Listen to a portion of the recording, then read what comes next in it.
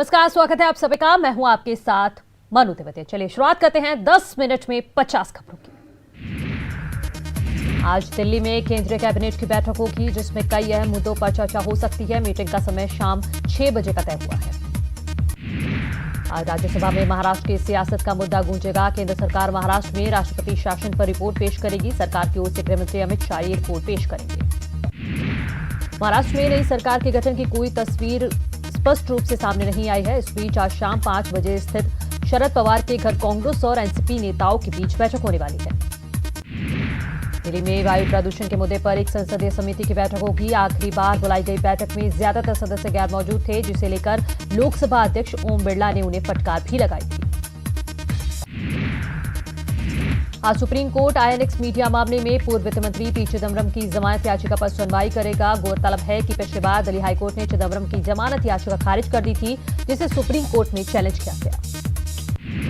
HRD मंत्रालय की 3 सदस्यीय समिति के साथ आज जेएनयू छात्र प्रतिनिधियों की बैठक होगी। गौरतलब है कि फीस बढ़ोतरी को लेकर जेएनयू के छात्र आंदोलन पर उतर आए हैं।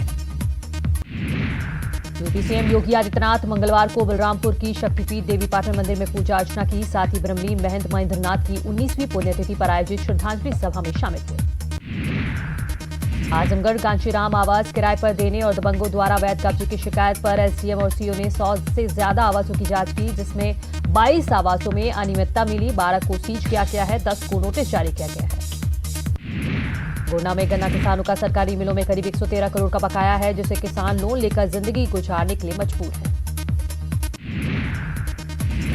झांसी में बीजेपी अध्यक्ष सत्येंद्र देव सिंह ने लक्ष्मीबाई जयंती कार्यक्रमों में शिरकत की। कहा कि सरकार कर रही है रानी लक्ष्मीबाई का सपना साकार।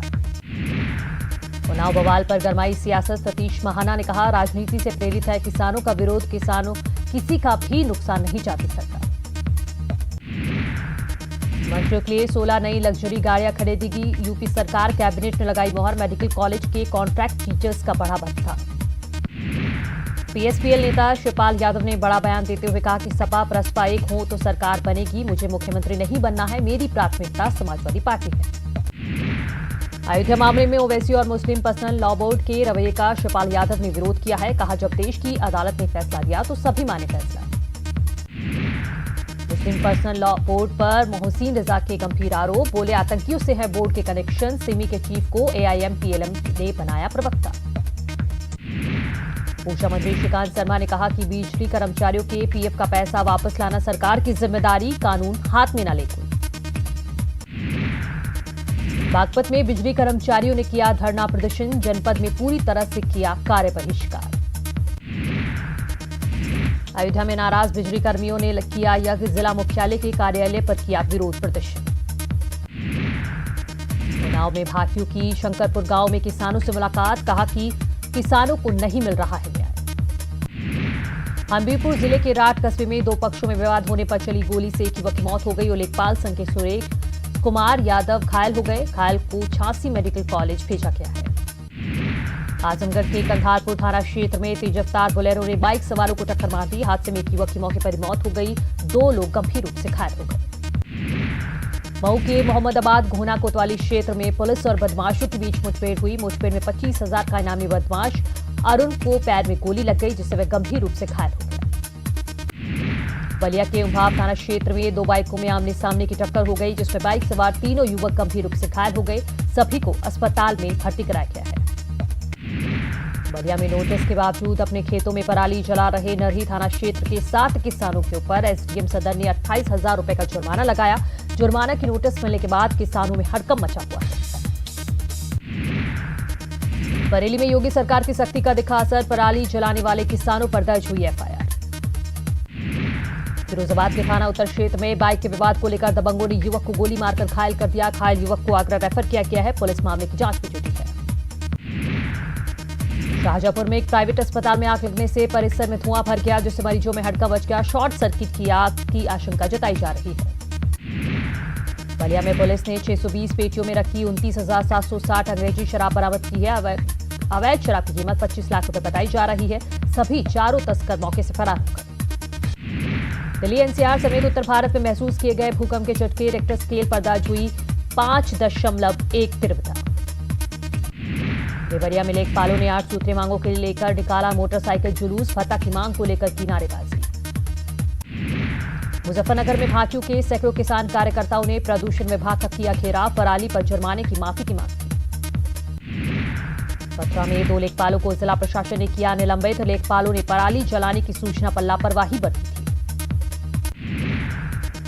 हमीरपुर में ग्राम सचिवों ने धरना प्रदर्शन किया, ग्राम सचिव के निलंबन को वापस लेने के साथ ही अन्ना पशुओं के संरक्षण में जताई असमर्थता। अयोध्या में राम मंदिर विवाद से जुड़े अधिवक्ताओं का कारसेवकपुरम में किया जाएगा सम्मान, 23 नवंबर को किया जाएगा अभिनंदन। अयोध्या फैसले से बाबरी पक्षकार हाजी महबूब नहीं है संतुष्ट, बोले रिव्यू के फैसले के बाद ही हम 5 एकड़ जमीन की बात करेंगे। बीएचयू इतिहास विभाग ने किया बड़ा बदलाव, सिलेबस से हटाए महाभारत और रामायण के चैप्टर, वैदिक कालीन इतिहास की भी नहीं होगी पढ़ाई। बीएचयू के पॉलिटिकल साइंस डिपार्टमेंट में किसी ने सावरकर की तस्वीर पर फेंकी स्याही, विभाग ने दोषी पर कार्रवाई के लिए आदेश। प्रदेश के करीब 10,000 स्टूडेंट्स को बड़ी राहत मिली है, गढ़वाल यूनिवर्सिटी के एफिलिएटेड कॉलेज स्टूडेंट्स को बढ़ी हुई फीस वापस मिलेगी, जिसका आदेश यूनिवर्सिटी रजिस्ट्रार ने जारी कर दिया है। आदेश जारी होने के बाद एफिलिएटेड कॉलेजों को बढ़ी हुई फीस लौटानी होगी। 10 दिसंबर तक हर स्टूडेंट को 1200 रुपए लौटाने होंगे। इस बार छात्रों से 750 रुपए की जगह 2150 रुपए फीस ली गई। कोटद्वार में आज से विश्व के पहले मुस्लिम योग शिविर की शुरुआत की जाएगी। 20 से 24 नवंबर तक चलने वाले इस योग शिविर में देश और विदेश के 500 से ज्यादा मुस्लिम पुरुष और महिलाएं प्रतिभाग करेंगे। राजाजी पार्क के कर्मचारियों को अब वाइल्ड लाइफ की सुरक्षा की ट्रेनिंग देगी। पहली बार रेंज स्तर के कर्मचारियों के लिए पार्क प्रशासन बुधवार से 4 दिन का ट्रेनिंग कैंप आयोजित कर रहा है।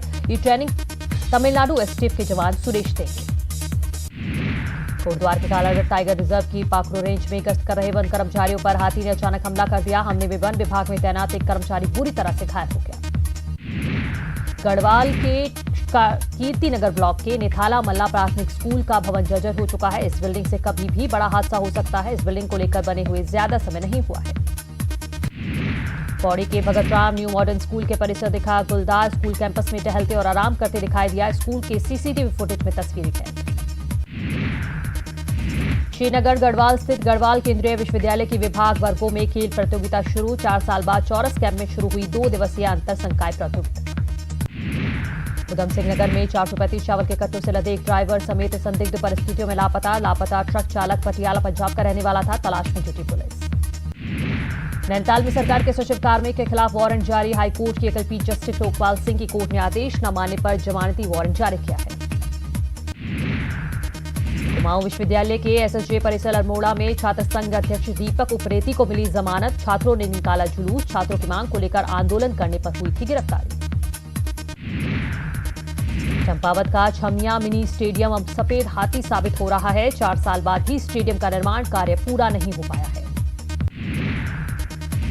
कोटद्वार में कम कीमत पर दवाइयां मुहैया कराने के उद्देश्य से अस्पताल में खुला जन औषधि केंद्र बंदी की कगार पर है, जबकि बेस अस्पताल कोटद्वार में हर दिन 1200 से ज्यादा ओपीडी होती है।